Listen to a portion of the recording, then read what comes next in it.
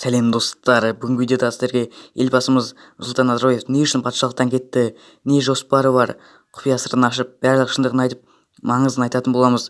Видеоны соңына дейін тамашалаңыз, өте қызықты болады. Сіздермен бірге Білез арнасы.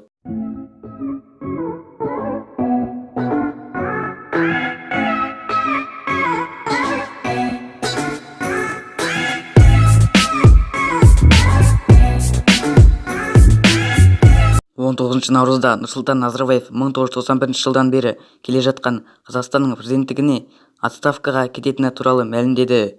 Алайда ол республикамыздың қауіпсіздігі кеңесінің төрағасы, басқарушы Нұр Отан партиясының төрағасы және конституциялық кеңестік мүшесі болып қала береді.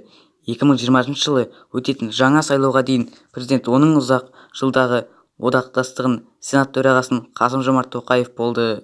Назарбаев өте парасаттылықпен жұмыс жасайды. Ол кетіп қалғанда орын алу мүмкін кез келген кедергіні болдырмау үшін осылай жасайды.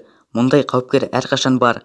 Бұл сценарий өте орынды. Ол өз халқының мүддесін, бағытын сақтайды. Назарбаев Қазақстанды халықаралық құқықтың субъектісіне айналдырды.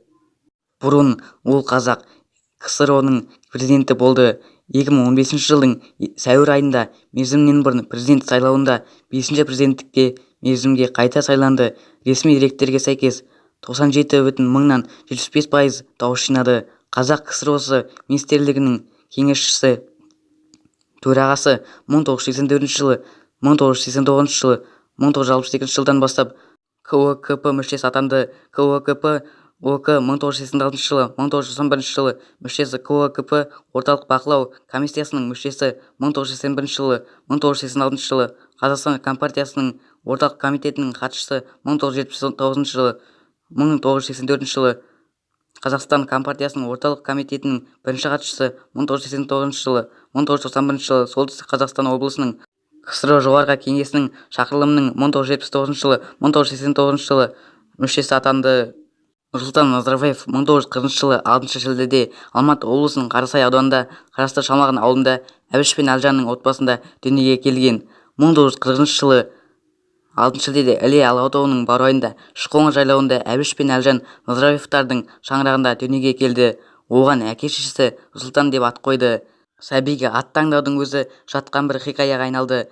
Тойға жиналған ағайын туыс түрлі есімдерді тұс-тұстан айтып жатты. Ең ақырында жаңа туған ұлдың әжесі Мырза бала мынадай ұсыныс білдірді. Менің сүйікті немерем екі бірдей есімді алып жүрсін, оның аты Нұр Сұлтан болсын деп айтқан екен. Нұрсұлтан Назарбаев есімін әртүрлі нысандарға беру туралы ұсыныстарды қазақ қоғамының жиі шулатып жатады. Алайда елбасы барлық ұсыныстарға келісімін берген жоқ. Өз есімін білім және ғылым байланыстыруды дұрыс санаған. Нұрсұлтан Назарбаев өз атындағы университетті және зияткерлік мектептерінің ашылуына келісімін берді. Аталған білім беру орталықтарының өз бақылауында ұстауға тырысады. Назарбаев атындағы білім беру мекемелері Назарбаев қоры және орталығының үйлестіруімен жүзеге асырылады. Бұл табиғи нәрсе. Назарбаев билікте ұзақ уақыт болған. Ол транзитті қажет екендігін жақсы түсінеді. Бірақ оны мүмкіндігінше басқаруды қажет етеді. Бұл дегеніміз тек қана сахна дайындық шаралары жеткіліксіз. Бұл жүйені басқа басы болатындығын бейімдеу үшін биліктің дәл осы ауысуын бастау керек. Шамасы ол мұны жасай бастады. Қасым-Жомарт Тоқаев қазақ отбасында дүниеге келген. Алимұла тұқымынан шыққан, кедей руынан шыққан. 1981 жылдан бастап Новокализация теміржол станциясының номер 716 құрылыс құрастыру пойызының 2-ші санатты слесары болып жұмыс істеді. Қызылорда облысы жылдары кеңес армиясы қатарында қызмет етті.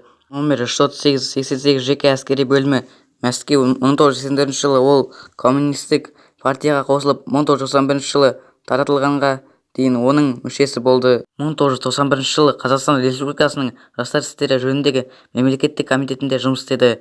Баспасөз және бұқаралық ақпарат құралдары бөлімінің бастығы.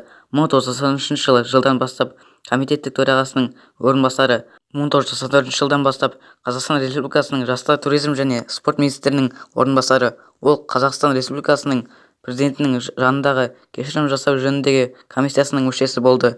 2019 жылғы 20 наурызда Қазақстан Республикасының қазіргі президенті Конституциясының сәйкес Сенат төрағасы Қасым-Жомарт Тоқаев болды.